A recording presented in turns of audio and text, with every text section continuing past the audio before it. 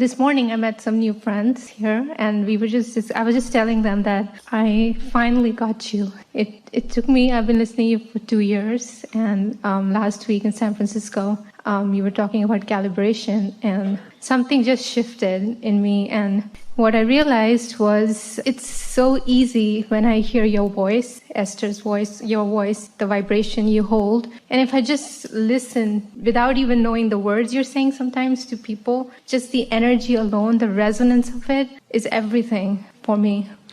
Well, that's a nice thing, but you could go a little deeper and focus on the feeling, which you find often, whether you're listening to us or watching a sunset or a child or an animal. In other words, there are all kinds of things that you can calibrate to. Yeah.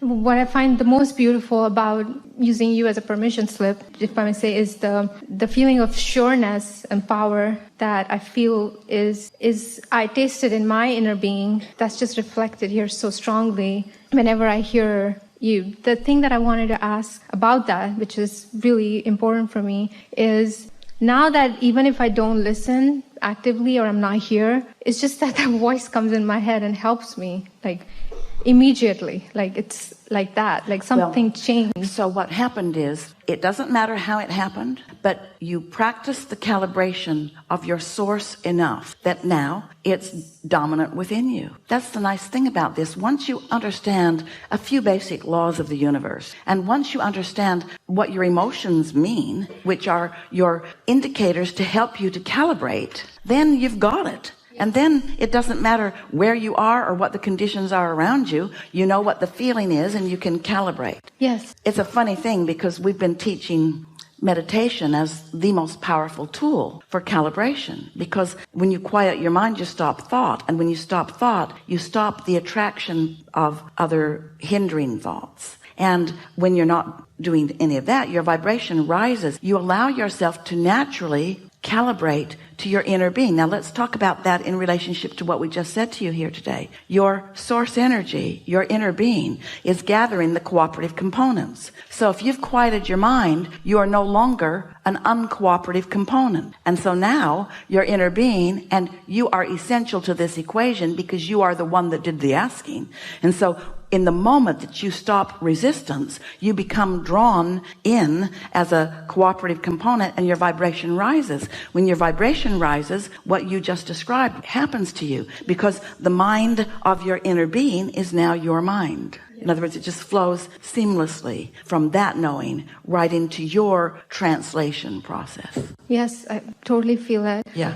You were talking about getting ahead of it, and I wanted to use an example. Talking about getting out ahead of it, rather than walking into something and then having the discomfort of having to overcome the situation. If you're out ahead of it, when you walk into it, there's nothing to overcome because it doesn't get you down. That's true. That's true. Speaking of meditation, before I started listening to you, I was into non-duality, different types of meditation techniques and things, which have been very helpful. Sometimes during the day, is there ever a situation where you might be doing too much of meditation? Because if you feel bored, yes. Bored, yes. That's it. Yeah. That's it. You didn't come here to quiet your mind. You came to focus and to attract and to feel the exhilaration of the universal forces gathering things together on your behalf. We teach meditation to quiet your mind, to allow a rising of vibration. But when your vibration has risen, focus and attract with that, you see. Humans, they make work of everything. We don't encourage more than 15 or 20 minutes a day of meditation. That's enough. Anything else is just escape. Yeah. So what if I feel sometimes in the day that feeling of boredom or numbness because let's say, was contemplating too much? What's the best thing to do? Well, you won't feel boredom from contemplating too much. If you're contemplating, then thoughts are active and attracting, and you're going to find yourself more and more stimulated. If you've quieted your mind, that's a different thing. Give us an example of the situation. Why did you sit to meditate to begin with? Let's say I meditated in the morning. Yes. And then during the day, I noticed something negative coming up in my I felt something negative, to do some sort of process, that's where I get bored. Let us give you one that you might not find so boring. So let's say the situation has come up. What is it? Something about a past relationship, a hurt comes up. Past relationship or a current relationship? Somebody hurts your feelings? Yes. What we've been encouraging Esther to do, get a notebook, one that opens easily, that lays flat when you open it.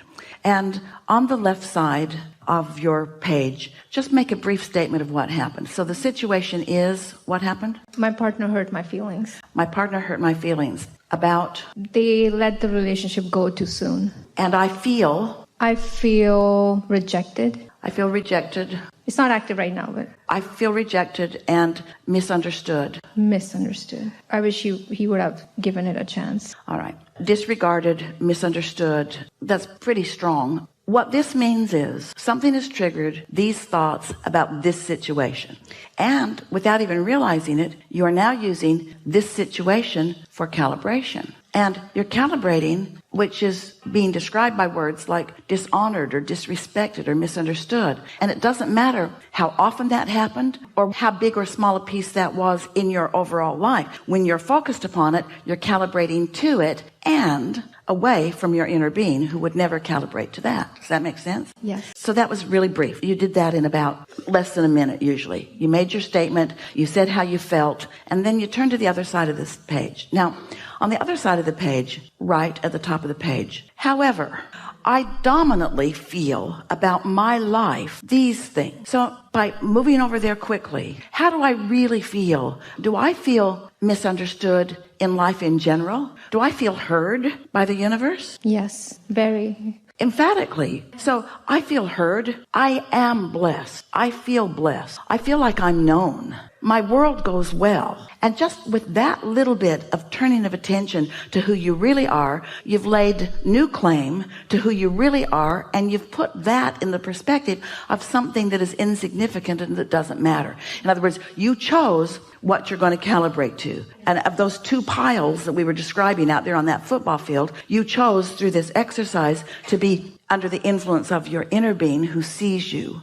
Now, what happens often when you start writing like that is that not only do you not feel bored by the process, you get enlivened by it. You find yourself being thrilled by life. You find yourself just sort of rampaging on your page about how good life really is and how much fun you're having. And then thoughts that harmonize with those general feelings begin to become more specific and more specific until you're actually acknowledging how really, really, really good your life is. And then in that moment, you have returned to who you are, and that situation is momentarily irrelevant. Now, it might come up again. It might come up 100 more times.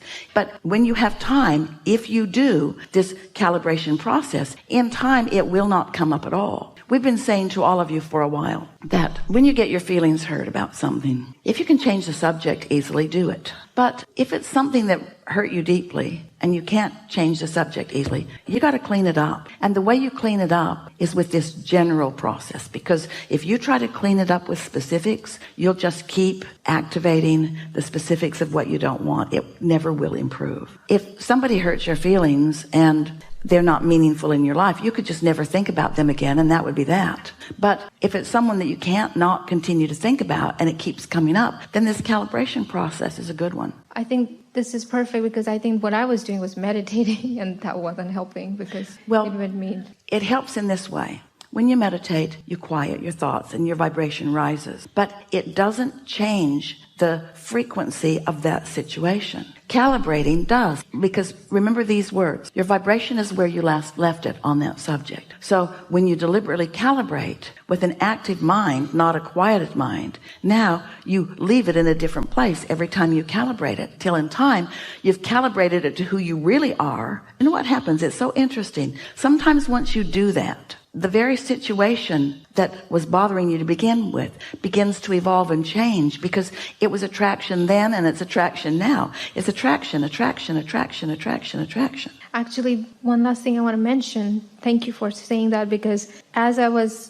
doing something similar by listening to you and calibrating since last week, I felt that if that situation hadn't happened, I would have never been able to hear you so well, because the hurt was what was motivating me to, okay, I've been listening to Abraham for 2 years. And so in a way, gratitude was coming for that. Yes. That's always a pretty good thing to acknowledge. Well, this thing that I didn't want to happen did catapult me into this wanting. But don't get too carried away with that either, because that sort of leads you to a human belief that is bogus and flawed. And that is, it takes pain to have gain.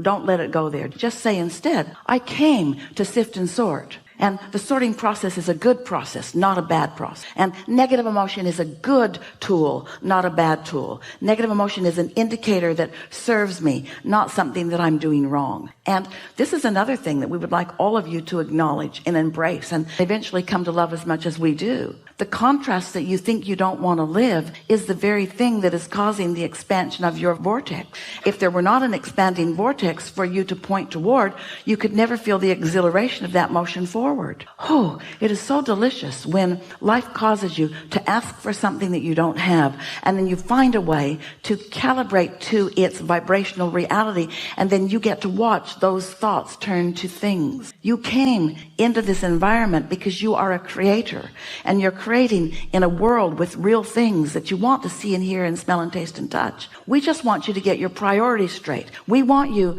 to care most about alignment, which leads to seeing and hearing and smelling and tasting and touching, not bent out of shape because you can't see it yet or hear it yet or smell it or taste it or touch it, which holds you in the place of deprivation from it, and you can't get there from there. Does that make sense? You got to find a way of soothing yourself. And what happens sometimes to you, you're fun to watch, is that somebody hurts your feelings and you calibrate and feel better, and then they do it again, and you calibrate and you feel better, and then they do it again, and then you calibrate and feel better, and then you think, why do I have to do all this work?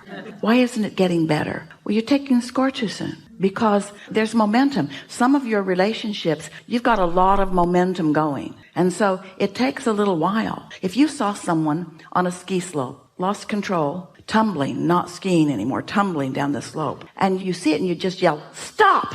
Does he? Or does the momentum keep carrying him down the slope? Now, eventually he will stop. Maybe a broken pile. Eventually he will stop. And then that's the time for calibration. After you're back on your feet, don't try to calibrate in the middle of a tumble. Just relax and let the momentum take you where it's going to take you. But if you keep tumbling over the same thing over and over again, we'd calibrate it. We would. And then we would take joy in our personal awareness of its evolution. Yeah.